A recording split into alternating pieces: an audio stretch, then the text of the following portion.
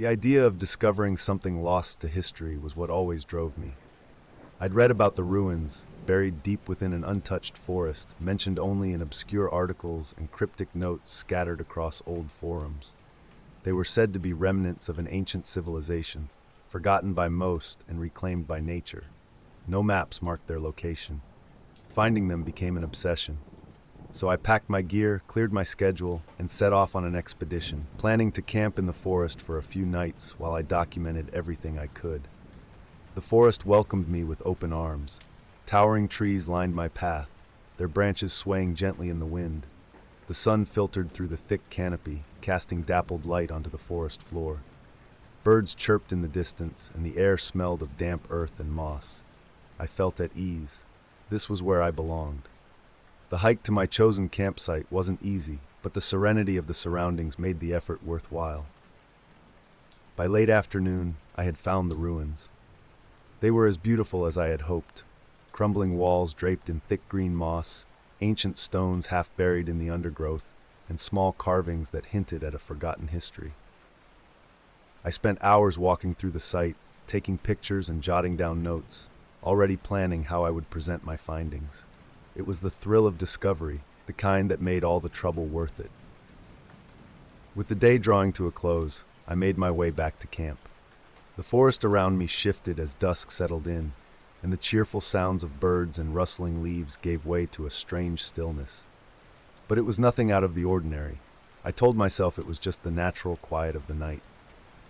The next morning, I woke to a crisp chill in the air and set off early, eager to explore more of the ruins. The site was vast, more than I had initially thought, with fragments of structures half buried under layers of moss and earth. The stones told a story, though one I couldn't yet piece together. I photographed everything, the way the sunlight hit the ancient walls, the delicate carvings hidden under the moss, the strange symbols etched into a few stones that I didn't recognize. There was something peaceful about it all. The ruins felt untouched, as if no one had walked among them for centuries. Time seemed to stand still there. I felt lucky to have found such a place, knowing that few, if any, had ever documented it properly. But as the hours passed and the sun began to set again, that peace was replaced by a subtle tension. I couldn't pinpoint exactly what changed, but the air felt heavier, as if the forest was holding its breath. Still, I pressed on, determined to collect as much information as I could before nightfall. When I finally decided to head back to camp, the forest was eerily quiet. Not even the sound of birds broke the stillness. I picked up my pace, telling myself it was just the usual unease that came with being alone in the wilderness. The first night in the forest was harder than I expected. As darkness fell, the familiar sounds of the daytime forest were replaced by noises I couldn't explain. Twigs snapped in the distance. Leaves rustled as if someone or something was moving nearby. And then, faintly at first, I heard it. Whispers carried on the wind. I tried to ignore it, telling myself it was my imagination playing tricks on me. I'd camped alone plenty of times before, and I knew how the mind could conjure fears out of nothing. But this was different. The whispers felt deliberate, almost purposeful, though I couldn't make out any words. I forced myself to focus on the simple tasks, setting up my sleeping bag, making sure my gear was secured, and keeping the campfire alive. But the unease stayed with me, a knot tightening in my chest. I lay awake for hours, listening to the forest shift and creak around me, my senses on high alert. Eventually, exhaustion took over, and I drifted into a restless sleep, though the strange sounds of the night never completely faded.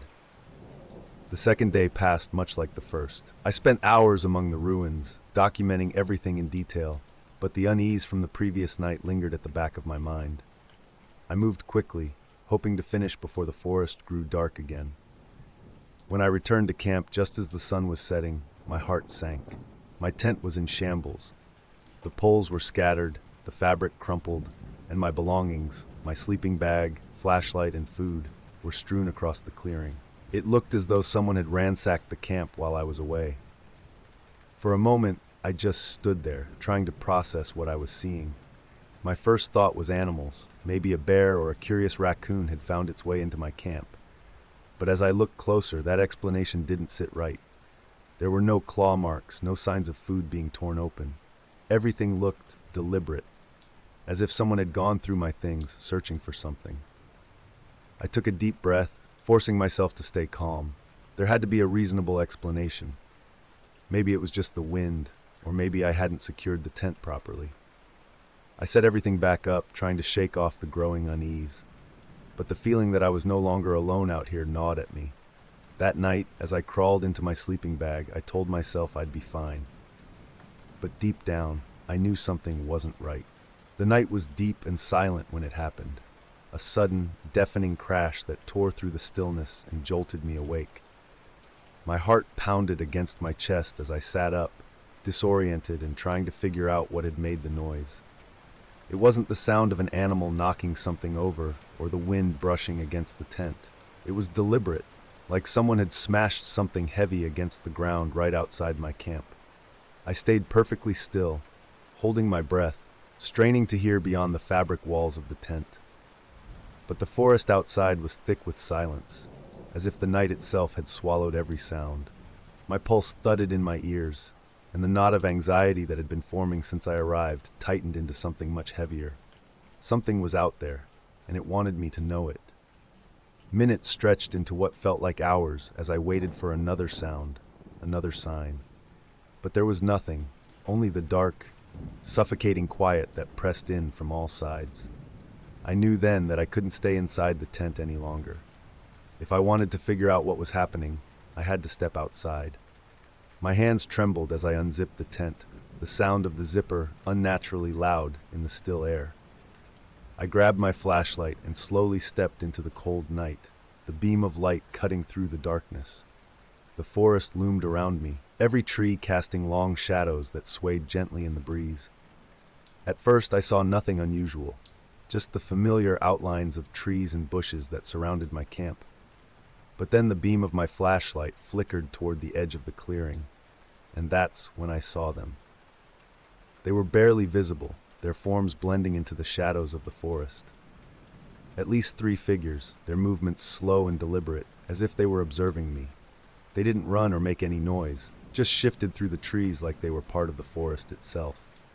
My flashlight caught glimpses of their shapes before they vanished behind the trunks, only to reappear somewhere else, always staying just out of reach. Every instinct in me screamed to run, but I was frozen in place, my heart hammering against my ribs. The way they moved, so calm and calculated, told me everything I needed to know. I wasn't supposed to be here. And whatever they were, they had been watching me all along. Fear overtook me, snapping me out of my paralysis. I knew I had to leave, and fast. Without taking my eyes off the figures lurking in the shadows, I reached down and grabbed my backpack, stuffing whatever I could find into it. There was no time to pack properly. Every second spent here was another second closer to whatever fate awaited me. With my heart pounding, I slung the backpack over my shoulder and turned toward the narrow trail that led away from camp. The figures didn't move to stop me. They didn't need to. They knew how to stay close without being seen, how to let fear do most of the work for them. I broke into a sprint, the beam of my flashlight bouncing wildly as I ran. Branches scratched at my arms and the cold air burned in my lungs, but I didn't dare slow down.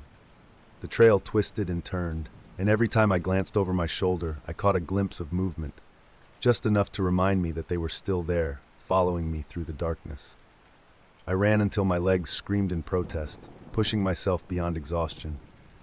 All I knew was that I couldn't stop, not until I was far away from that camp, those ruins, and whatever was waiting for me in the shadows. It felt like hours before I finally reached the edge of the forest. The first glimmer of dawn was just beginning to light the horizon, casting a faint glow on the landscape ahead. I stumbled out of the tree line, gasping for air, my body drenched in sweat. I turned back toward the forest one last time, half expecting to see the shadowy figures standing there, watching me leave. But the woods were silent again, as if nothing had ever disturbed them. It was as if the forest had swallowed everything, the sounds, the figures, and the fear, leaving only the quiet, indifferent wilderness behind. For a long moment, I just stood there, staring into the darkness between the trees, waiting for something to appear. But nothing came. I was alone again.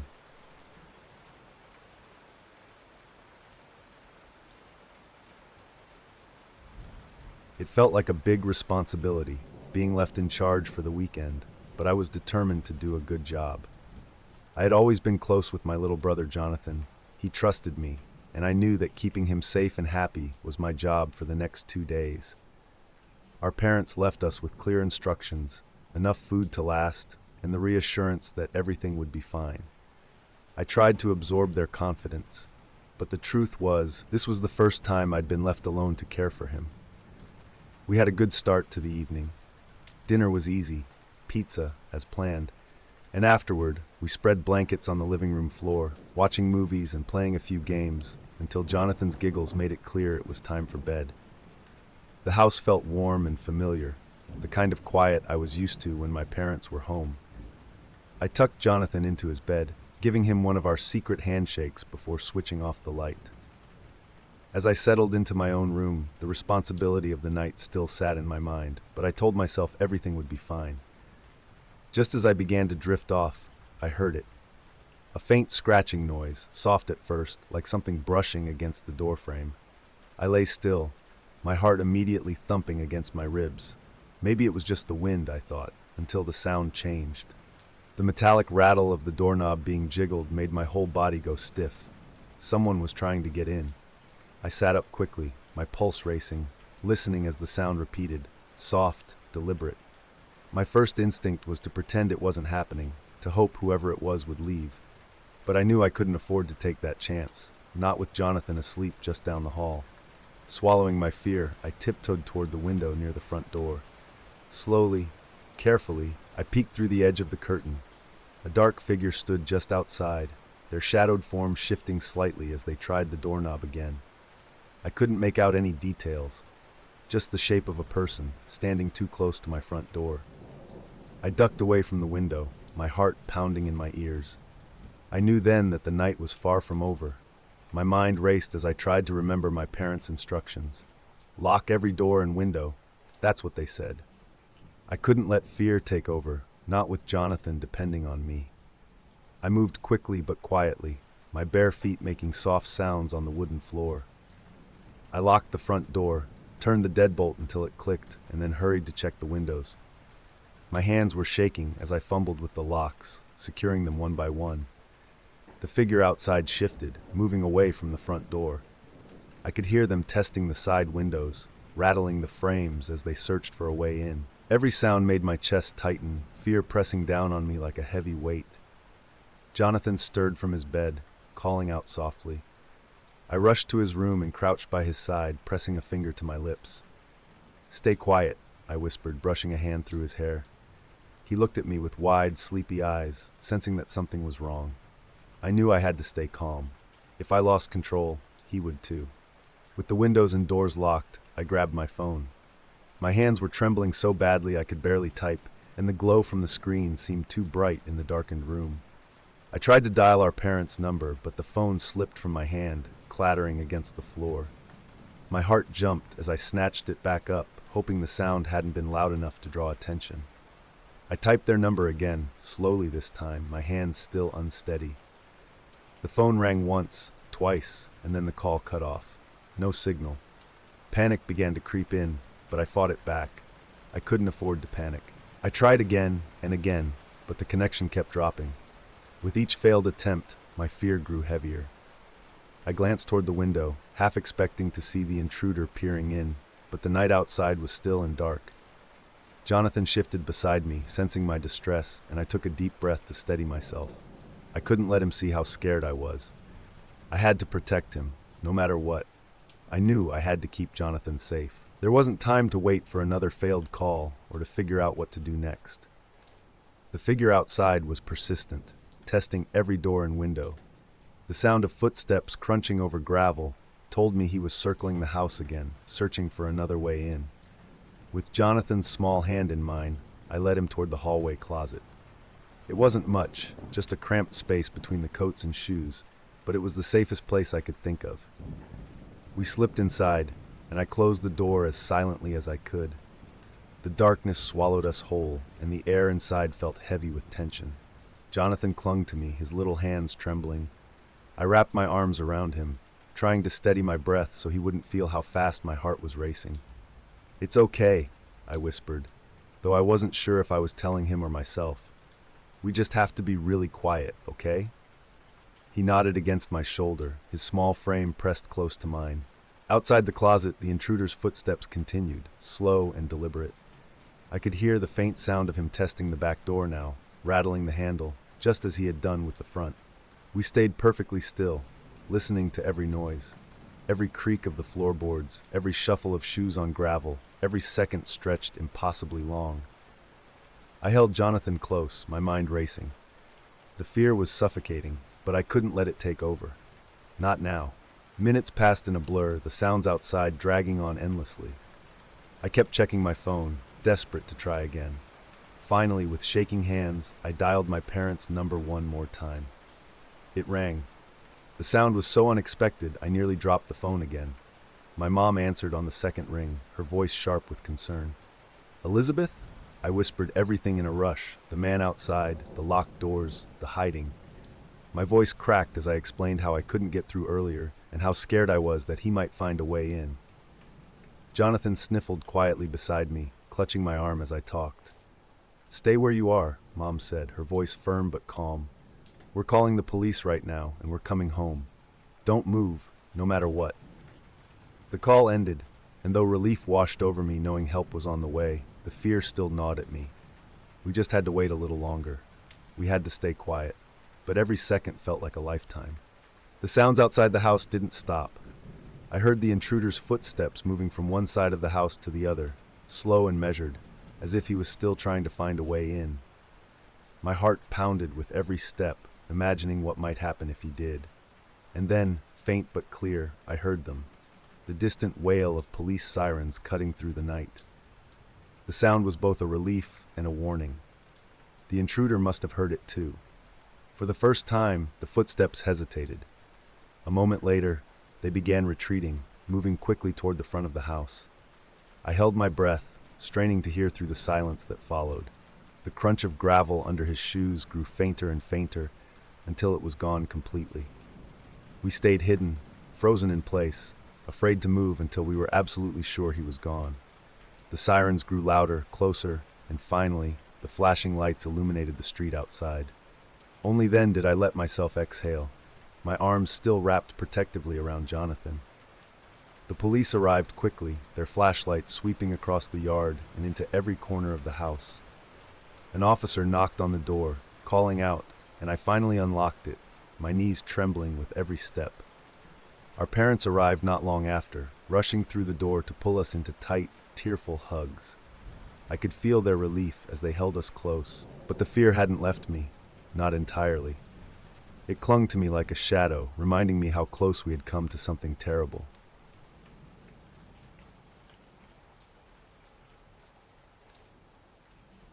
It was late afternoon when I finally clocked out from work, the weight of the day pressing down on me. My legs ached and my mind buzzed from hours of stress, but all I wanted was to get home and put it all behind me. The idea of a quiet evening on the couch was the only thing keeping me going. I decided to take a shortcut through the park, something I had done plenty of times before. It wasn't the most direct route, but the quiet, winding paths were worth the extra steps. The air was cool, the fading light casting long shadows across the ground, and for a moment I felt the tension in my shoulders ease. As I strolled along the path, the park felt like a different world, far from the noise of the city. The breeze rustled the leaves overhead, and the faint sound of birds echoed through the empty spaces. For the first time all day, I felt like I could breathe. But as I approached a clearing, something caught my attention. A pair of voices, loud and angry. Two men stood at the edge of the clearing, their voices sharp and hostile as they argued. The tension between them was palpable, thick in the cool evening air. I hesitated, instinctively slowing my pace. Part of me wanted to turn back, to avoid the situation entirely, but something stopped me. I don't know why I decided to get involved. Maybe I thought I could help, or maybe it was just the way I was raised. Not to walk away when someone might be in trouble.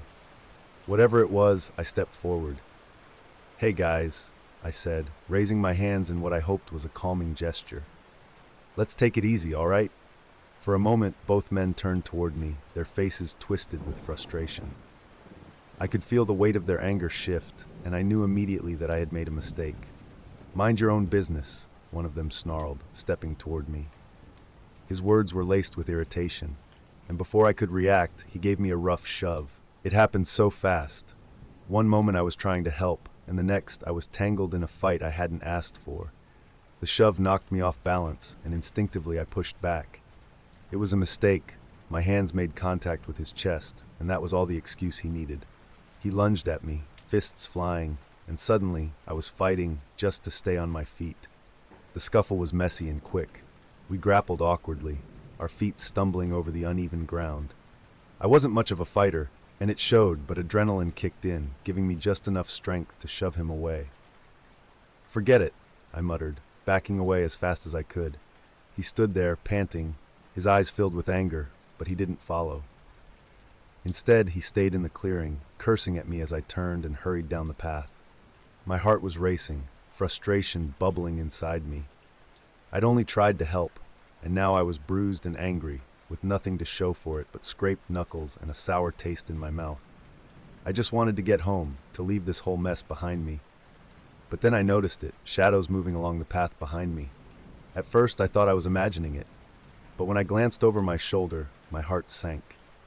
A group of men, 3, maybe 4, were following me, moving quickly through the trees. They weren't shouting or calling out, just trailing behind me with deliberate steps. I knew instantly who they were. Friends of the man I had fought, no doubt, looking to settle the score. Panic surged through me, and I quickened my pace, hoping they'd get bored and fall back. But they didn't. Their footsteps grew louder, closing the distance between us. My mind raced as I scanned the park for an escape, but there was nowhere to hide, just open paths and scattered benches, with the dense trees pressing in from all sides. I broke into a sprint, my breath coming in ragged bursts as I darted down a narrow side path. The sound of their footsteps followed close behind, relentless and unyielding. They were faster than I expected, and every glance over my shoulder confirmed my worst fear. They weren't giving up. Branches whipped past me as I tore through the trees, desperation fueling my steps. My legs burned and my chest tightened, but I couldn't stop. Not with them so close behind. I had to find a way out, and fast. The path twisted ahead, leading deeper into the park, but I knew I couldn't outrun them forever. My lungs were burning, and my legs felt heavy, each step harder than the last. Then, through the gaps in the trees, I saw it. The dark, rippling surface of the park's lake. It was my only chance. The freezing water could buy me time, keep me hidden until they gave up. Without a second thought, I sprinted toward the shore. My shoes slipped on the damp grass, but I didn't stop. I reached the edge of the lake and dove in, headfirst, into the icy depths. The cold hit me like a punch, stealing the breath from my lungs. My muscles screamed in protest, but I forced myself to stay calm. I sank beneath the surface, the shock of the water threatening to pull me under. But I kept my body still, barely moving, holding my breath as I drifted just below the waterline. From beneath the surface, I could hear the muffled shouts of the men as they reached the shore. Their voices were sharp with frustration, and I imagined them scanning the lake, searching for any sign of me. "Where'd he go?" one of them yelled, his voice carrying across the water. Another man cursed, his flashlight beam dancing across the rippling surface. I stayed perfectly still, every muscle locked in place as I waited, my lungs burning. The cold water numbed my body, but fear kept me sharp. For what felt like an eternity, the men lingered on the shore, muttering to each other, unwilling to leave without finding me. My chest ached, the need for air growing unbearable, but I couldn't surface. Not yet. Finally, after what felt like forever, one of them muttered angrily, "Let's go." The sound of their footsteps faded as they retreated back into the park, cursing in frustration. I waited a few moments longer, just to be sure, before cautiously surfacing. The night air stung my skin as I broke the surface, gasping for breath. I treaded water for a moment, scanning the shoreline to make sure the men were really gone. The park was silent again, the only sound the gentle lapping of water against the shore. Shivering uncontrollably, I swam to the far side of the lake, my limbs heavy from the cold. When I reached the shore, I dragged myself out of the water and collapsed onto the grass, panting and shaking. My clothes clung to my skin, and every breath sent a jolt of cold through my chest. I knew I couldn't stay there. I needed to keep moving, to put as much distance between myself and the park as possible. Slowly, I forced myself to my feet and slipped into the cover of the trees, my heart still racing from the chase. The walk home was long and miserable, my clothes soaked and my body trembling from the cold. Each step felt heavier than the last, but the further I got from the park, the safer I felt. As I walked through the quiet streets, I replayed the events of the evening in my mind, still struggling to believe how quickly things had spiraled out of control. What started as an attempt to help had nearly ended in disaster.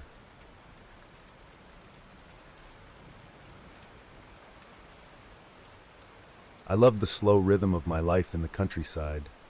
There was something about the quiet, no cars rumbling by, no neighbors shouting across walls, just the hum of wind brushing through the tall grass and the occasional chirp of birds as they settled into the trees. Each day felt like it had its own pulse, simple and steady, a kind of peaceful lull that made me feel whole. In the evenings, I had a ritual. Just before the sun dipped beneath the horizon, I'd walk up the small hill that overlooked my property. It wasn't a long climb, but it felt rewarding every time. From that spot, I could see the forest in the distance, where the open fields ended. I'd stand there, taking in the warmth of the sunlight stretching across the land, watching the golden hues shift into oranges and reds before the night swallowed it whole. That moment always gave me a strange sense of connection, like the earth breathed with me. The best part was the stillness. It was a kind of stillness that settled deep, making me feel like I belonged. I thought that kind of peace could last forever. It never occurred to me that quiet places could also hide things. It started innocently enough. One evening, as I stood on the hill, watching the sunset drench everything in soft light, something caught my eye. I squinted toward the forest, focusing on a spot where the trees formed a dark curtain at the edge of my property. That's when I saw it, a figure, standing right where the open field met the forest line. It was hard to make out any details, just a silhouette against the growing darkness. It didn't move. I stood frozen, waiting for it to shift, to show some sign of life, but it just remained there, like a statue. A strange chill ran through me. I tried to tell myself it was nothing, a trick of the light, or maybe an animal blending into the trees, but something about it felt too deliberate, too human. Then, without warning, the figure slipped back into the forest, disappearing among the shadows as if it had never been there at all. I stayed on the hill for a moment longer, staring at the spot where it had stood. My heart was pounding, but I tried to push the fear away. Maybe I imagined it. After all, nothing bad ever happened here. This was my home. That night, I woke to the faintest sound outside my window. At first, I thought it was the wind stirring the branches, but as I lay there, holding my breath, I realized it wasn't the wind at all. It sounded like footsteps, light, cautious steps brushing against the dry leaves on the ground. I stayed still, my heart hammering in my chest. I listened as the sound moved slowly along the side of the house, pausing now and then, as if someone was carefully circling the building. The thought made my skin crawl, but just as quickly as the noise began, it stopped. Silence settled over the house, heavy and oppressive. I waited, lying there in the dark, straining to hear anything more. Minutes passed, but nothing happened. Eventually, exhaustion won, and I drifted back to sleep, though it was far from restful. The next morning, I walked the perimeter of the house, searching for any sign that someone or something had been there. But the yard looked undisturbed, every leaf and blade of grass in its place. I told myself I was being paranoid. Still, the unease lingered like a shadow, refusing to let go. Over the next few days, small things started to feel off. At first, they were easy to ignore, just subtle changes that made me pause for a moment before shrugging them off. But then they became harder to dismiss. One morning, I found tracks in the dirt near the fence, leading from the forest toward the house. They were faint, almost like someone had walked barefoot, but the pattern didn't seem random. It looked as if whoever it was had approached deliberately, only to stop just short of crossing onto my property. The odd part was, I hadn't seen anyone around. no visitors, no wandering hikers, just the tracks, like a quiet reminder that I wasn't as alone as I thought. A few days later, I discovered my woodpile scattered across the yard. I'd spent hours stacking that wood neatly for the winter, only to find it tossed around like a child's game. It didn't make sense. There was no storm, no animal big enough to cause that kind of mess. It felt deliberate, as if someone had taken the time to undo my work, knowing I'd notice.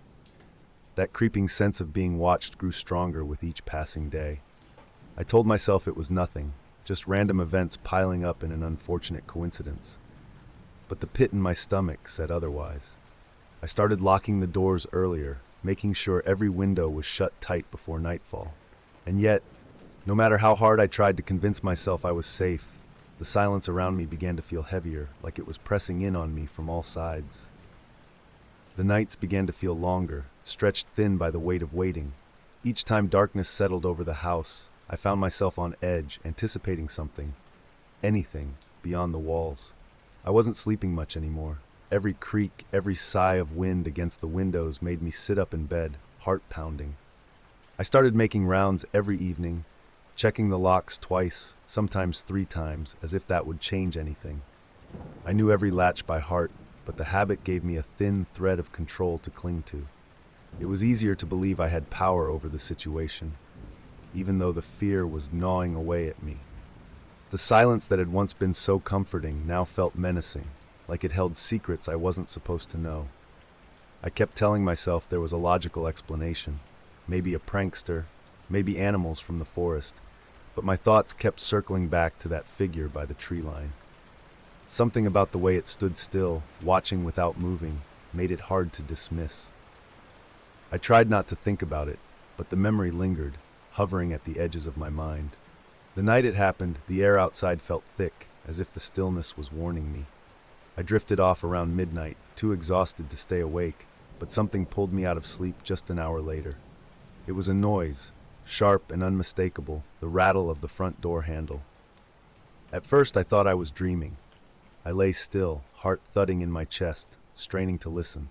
Then it happened again, this time louder, more forceful. Someone was trying to open the door, twisting the knob with a deliberate urgency. I shot upright, panic seizing me as I heard the wood creak under the pressure, the sound of someone testing the door's strength. I didn't think. I just moved. My hands fumbled for the closest chair, dragging it against the door with trembling arms. I pushed tables, stools, anything I could find, building a barricade in front of the door as the handle kept rattling. The house was small, and there wasn't much to work with, but I shoved every piece of furniture I could find against the door until it wouldn't budge. And then the noise stopped. I stood there, breath shallow, ears straining for any other sign of movement, but the night was silent, unnaturally so. Whoever had been at the door was gone, or at least that's what I told myself. I didn't sleep for the rest of the night. I sat on the floor, back pressed against the barricade, waiting for the door to shake again. But the silence stretched on, thick and suffocating, broken only by the occasional creak of the house settling. Every small sound felt like a warning, every shadow outside the window a threat. The night dragged painfully slow. My legs grew stiff from sitting on the cold floor, but I didn't dare move. I kept imagining the door bursting open, someone stepping inside, but that moment never came. The only thing that arrived was the pale light of dawn, slipping through the windows like a quiet promise that the night was finally over. When the first rays of sunlight touched the barricade, I let out a breath I hadn't realized I was holding. It was over, for now, but the fear didn't leave with the night. It clung to me, wrapping tighter with each passing moment. I knew I couldn't go through another night like that.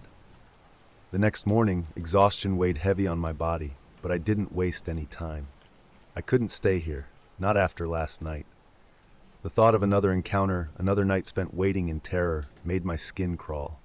I packed up what I could carry, leaving most of my things behind. The house I had once loved now felt like a cage, its walls too thin to protect me from whatever was out there. As much as it hurt, I knew I couldn't live here anymore. The peace I had cherished was gone, replaced by a fear I couldn't shake. Within a few days, I found a small rental in the city. Just temporary, I told myself. until I figured out what to do. I listed the countryside house for sale without looking back. Some things weren't worth holding on to, no matter how much you loved them. As I settled into my new place, the weight of the decision began to lift, if only slightly.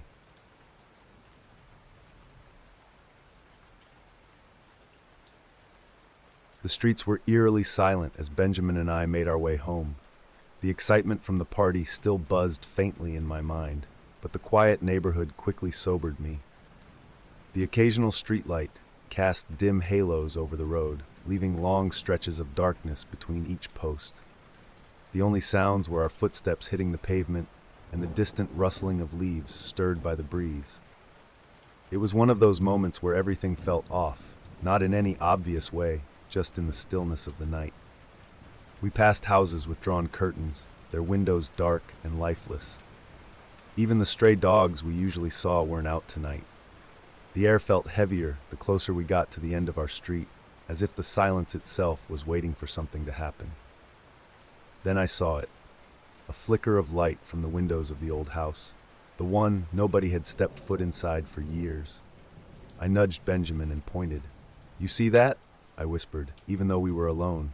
We stood still, watching as the faint glow danced behind the dirty, cracked windows. For a house that was supposed to be abandoned, it was strange, too strange not to check out.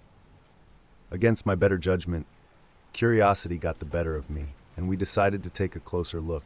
We kept close to the wall as we approached the house, careful not to make any noise. The glow inside was dim, flickering like a candle or a flashlight swaying in the darkness. I could feel my pulse quicken, not from fear, not yet, but from the oddness of the situation. It was like we had stumbled into something we weren't supposed to see. As we got closer, I heard them, low voices, deep and serious. I pressed my back against the cold stone of the wall, motioning for Benjamin to do the same. We leaned closer, straining to catch their words. "The store by the gas station. Easy in, easy out," one of them muttered. "Better be. No mistakes this time," another voice added, harsh and impatient. My stomach tightened. This wasn't idle talk. These guys were planning a robbery, and they weren't messing around. Every instinct told me to leave, but I couldn't move. It was as if hearing their words had rooted me to the spot. I glanced at Benjamin, and he gave me a look that said he felt the same way. We needed to get out, and fast. I tapped his arm lightly, signaling that it was time to leave. We had to disappear before they realized someone was outside.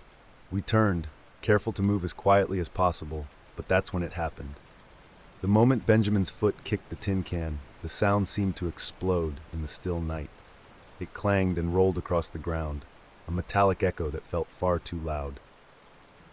"Who's out there?" a voice barked from inside the house. Before I could process what was happening, I heard heavy footsteps, followed by the sound of the front door slamming open. Panic surged through me, and without thinking, I grabbed Benjamin's arm. "Run!" I hissed, and we took off down the street. The men were right behind us, their angry shouts cutting through the night. My lungs burned as we sprinted down the empty road, feet pounding against the pavement. I didn't dare look back. The only thing that mattered was putting as much distance between us and them as possible. The neighborhood that once felt so familiar now seemed like a maze, every shadow stretching longer, every alley looking like a trap. I could hear the men gaining on us, their footsteps heavy and fast. My heart pounded in my chest, fear spreading through me like wildfire. We needed to find a way out, and fast. We turned down a side street, hoping to lose them in the dark. My mind raced, trying to remember every shortcut and hiding place I knew.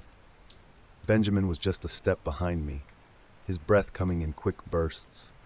We had to disappear, or this would end badly. I knew that much. We spotted a fence at the end of the alley, the kind with gaps just wide enough to squeeze through. I motioned for Benjamin, and we ducked behind it, pressing ourselves against the wooden boards. My chest rose and fell as I struggled to quiet my breathing, straining my ears to listen. For a moment, I thought we had made it. The footsteps slowed, and I could hear the men muttering just on the other side of the fence. My muscles tensed as I waited, praying they wouldn't come any closer. But then it happened. One of them must have seen us, maybe just a flicker of movement in the corner of his eye. "Over there!" someone shouted, and the chase resumed. Panic shot through me again. We couldn't keep running forever. We had to find somewhere to hide. Desperation clawed at my thoughts as we ran toward the park at the end of the street, hoping to find some kind of cover. That's when we saw it, a large, dense tree with branches that spread wide like a sheltering canopy. Without a word, we sprinted toward it, scrambling up the trunk as fast as our exhausted bodies would allow. We climbed higher, finding refuge among the thick leaves, and then we stopped, every muscle in our bodies going still. Below us, the footsteps came closer, heavy and deliberate. The men were searching, scanning the darkness for any sign of us. All we could do was wait, hidden in the safety of the branches, hoping the leaves would be enough to shield us from their prying eyes. My hands gripped the rough bark of the tree as Benjamin and I crouched among the branches, struggling to control our breathing. Every inhale felt too loud, every movement too risky. Below us, the men stomped through the park, scanning the shadows for any sign of us. I pressed myself deeper into the branches, the leaves brushing against my face as I tried to make myself smaller. The cool air was thick with tension, and the only thing I could hear was the thudding of my pulse in my ears. From our perch, we had a limited view of the ground, just enough to catch glimpses of movement. Flashlights cut through the darkness, beams sweeping across the grass. One of the men cursed under his breath, frustrated with the search. We didn't dare move, didn't even whisper. I could feel Benjamin shifting slightly beside me, his body trembling from the adrenaline coursing through both of us. I squeezed his arm gently, a silent plea to stay still. We had to wait them out. The minutes dragged by, every second feeling like an eternity. One of the men stomped close to the base of the tree, so close I could see his silhouette under the moonlight. I held my breath, muscles tense, as the beam of his flashlight swept dangerously near our hiding spot. For a heart-stopping moment, the light paused on the trunk of the tree. I thought this was it, that they would spot us, drag us down, and we'd have no escape.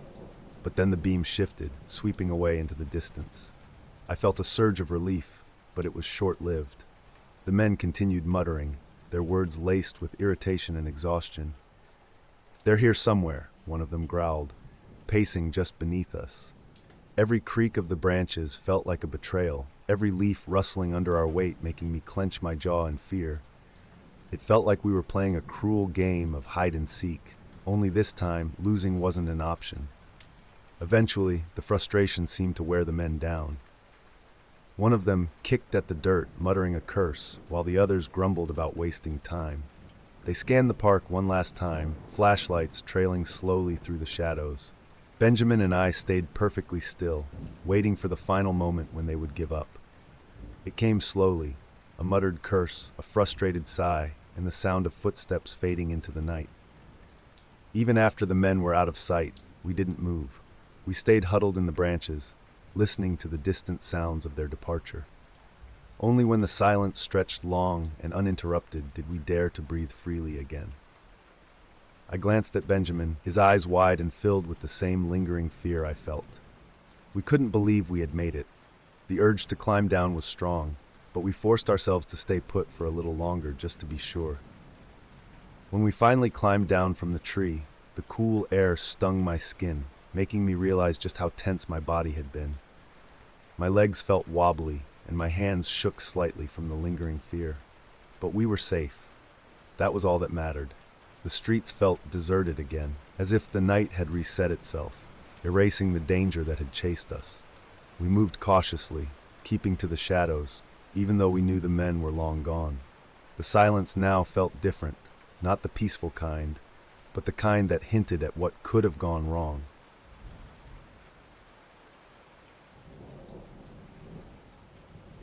There's a thrill in finding that one piece of furniture that feels just right.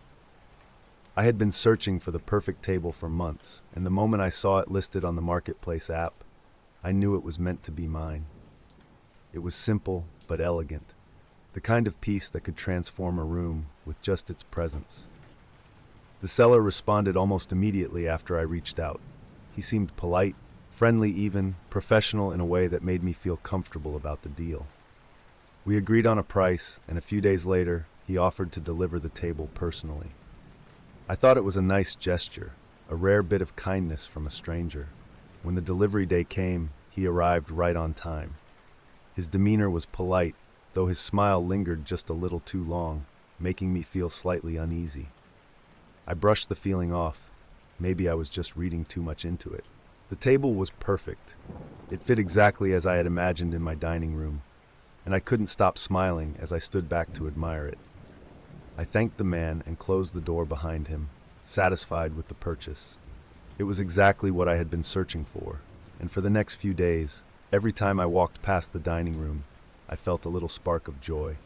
I never imagined how quickly that feeling would fade. A week passed without incident, until one afternoon when the doorbell rang. I wasn't expecting anyone, so I peered through the peephole and my stomach sank. It was him, the man who had sold me the table. I hesitated before opening the door, already feeling unsettled by his sudden return. He smiled, but this time there was no friendliness in it. "I need the table back," he said, his tone flat and unapologetic. For a moment I thought he was joking. "What?" I asked, confused. "I changed my mind," he said, crossing his arms. "I'm not selling it anymore. I want it back." I blinked, trying to process what I was hearing. "The sale was final," I said calmly. "I paid you and the table is mine now." His expression darkened. "I don't care. Give it back." I stood my ground, forcing myself to stay calm even though my heart was racing. "That's not how this works," I said firmly.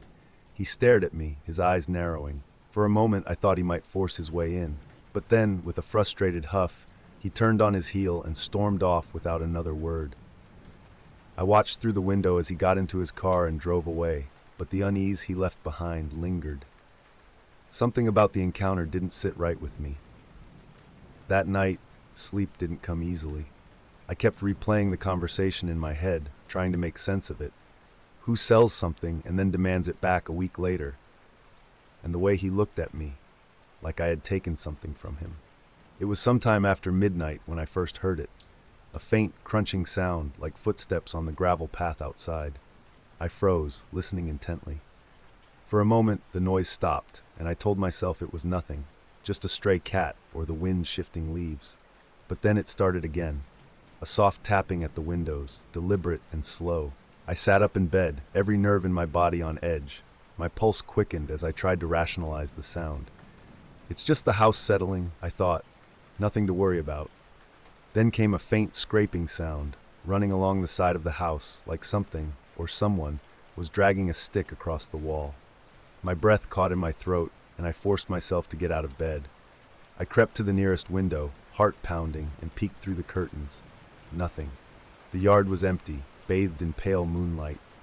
I stood there for a while, watching the shadows dance across the lawn, but nothing moved. Eventually, I convinced myself it was just my imagination. But the unease stayed with me long after I returned to bed. The next few nights followed the same pattern. Just as I began to drift off, the noises would start. Soft footsteps on the gravel, faint taps on the windows, and that eerie scraping along the walls. Every time I checked, the yard was empty. No signs of movement, no footprints, nothing. I began sleeping with the lights on, but it didn't help. The noises crept into my mind, filling the quiet moments with doubt and fear. I told myself it couldn't be him. He wouldn't come back. He wouldn't. But the thought gnawed at me, refusing to leave. By the third night, exhaustion set in. I spent most of my day feeling distracted, glancing out the window whenever I passed by. I kept expecting to see him, standing there, watching, waiting for me to let my guard down. Rachel, a friend from work, suggested I might be imagining things. "You've been under a lot of stress," she said. "Maybe it's nothing." But it didn't feel like nothing. It felt deliberate. Every noise, every tap was calculated. Just enough to make me uneasy, but never enough for proof. That's when I knew I needed help. I couldn't keep going like this, second-guessing every sound and shadow. If it was him, I had to know for sure. I didn't wait any longer. The next morning, I contacted a private investigator. I needed answers, and I couldn't keep pretending the noises were just in my head. The investigator, a no-nonsense woman named Hannah, listened carefully as I told her everything about the man, the strange visit, and the nights of unsettling noises. "You did the right thing calling me," she said. "People like this often escalate if left unchecked." Her words sent a chill down my spine, but I was grateful to have someone on my side. Hannah promised to dig into the seller's background and keep an eye on my property for any signs of suspicious activity.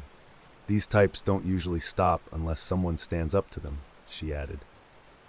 Knowing she was on the case gave me a small sense of relief, but I couldn't shake the feeling that time was running out, like something worse was just waiting to happen. 2 days later, Hannah called with an update. "You were right to be worried," she said. "This guy has a history." She went on to explain that the man who sold me the table had harassed several other buyers before me. His pattern was always the same. He would sell something, then return a few days later, demanding it back. If the buyers refused, he would show up unannounced at night, lurking around their homes, trying to scare them into returning the item. I felt my stomach twist as she spoke. It wasn't just me. He had done this before, over and over.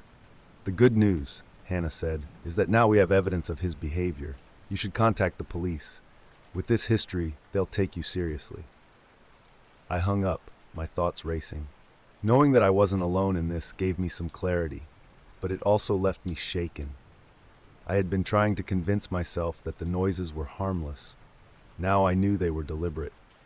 He had been there, outside my house, waiting for me to give in. That same afternoon, I filed a report with the police.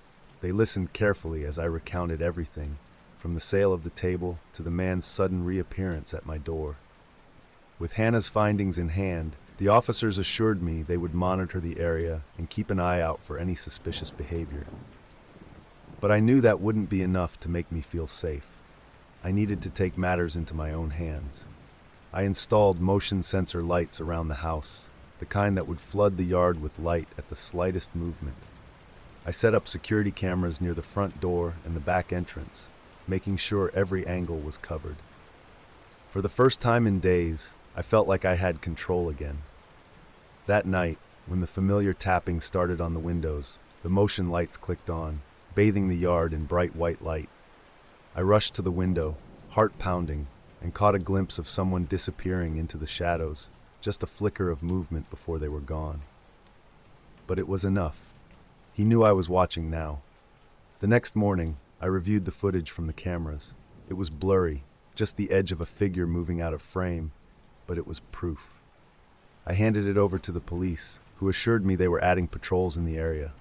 Days passed, and the noises stopped. No more footsteps on the gravel, no more taps on the windows, no more scraping along the house. The silence was unnerving at first, but slowly I began to feel safe again. The table stayed exactly where it belonged, in my dining room, a reminder that I refused to be intimidated. What started as a beautiful find had turned into a symbol of something else. My decision to stand my ground.